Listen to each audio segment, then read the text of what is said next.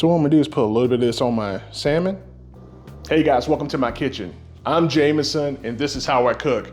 So I'm in the process of making dinner for me and my wife. I'm making blackened salmon with pimento cheese grits, sauteed spinach and some beurre blanc on the side. So I said, man, let me show you guys how to make this blackened salmon. So if you wanna see the full video of that whole meal, it's right here and it's available on my channel. But up next, blackened salmon on This Is How I Cook. So guys, before we get farther into the video, do me a favor, hit that subscription button and turn on those notifications. And also leave me a comment. Do you guys like blackened salmon? How do you cook your salmon at home?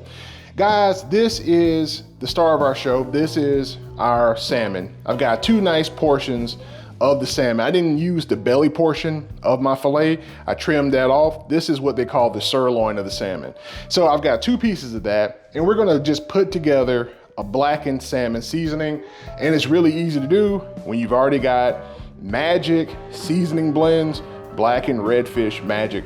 Find your favorite Cajun spices, your favorite Cajun spice blend, or your favorite blackened seasoning and use it on your salmon. That's what I'm doing tonight. And all we wanna do is just start by applying a generous dusting of our seasoning.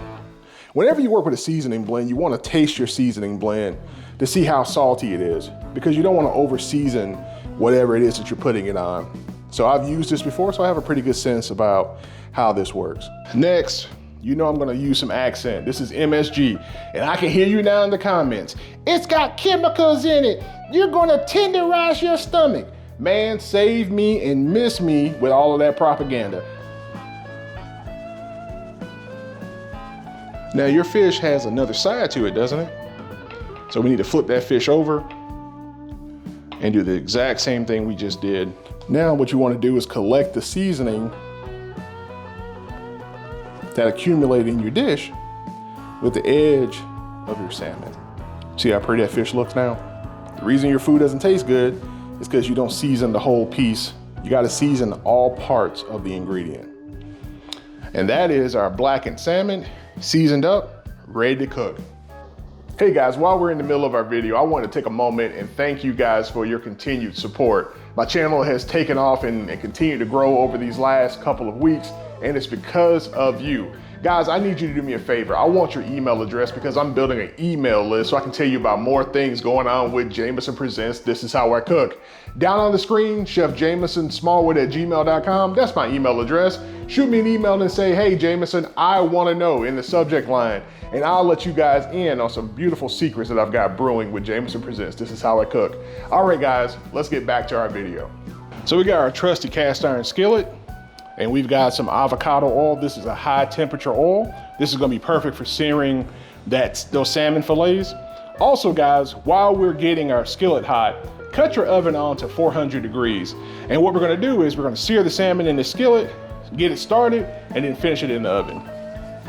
So I'm gonna just put a little bit of this oil into my cast iron skillet. So what I'm doing now is I'm coating my skillet with this oil, making sure that the bottom is coated nicely. We want a nice even layer of oil where we plan on placing our fish. And we do the same thing before we lay in our other fillet. Now the key to cooking this fish is to be patient. As the fish cooks, you see that it's turning opaque on the edges.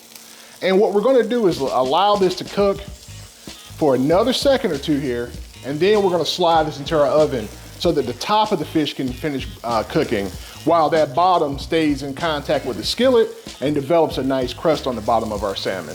All right, we got our skillet hot, our salmon is searing. Let's put it into the oven and finish cooking it. Now we wanna come in with our blackened salmon. Just sit it right there on top of the grits. Look how beautiful that crust is, guys. That's our blackened salmon. This is how I cook. I'm at the dinner table, guys. Let me let you see this whole plate. You see all this good food on here? I wish I had a little bit better angle, but I'm sitting down here with my baby. We're about to have dinner for the night. Let you guys see what that looks like. Boy, that's pretty there, ain't it? Look at that piece of fish. Bon appetit. I like my salmon cooked everywhere I can have it. Salmon has a nice crust on it. It's still flavorful, buttery, juicy. Could have cooked it a little bit less, But for purposes of videos and me doing a couple different things at the same time, I'm very happy with how that turned out. I know, it's not fair. I get it. I know, I'd be upset too. Do me a favor, hit that subscription button, turn on those notifications.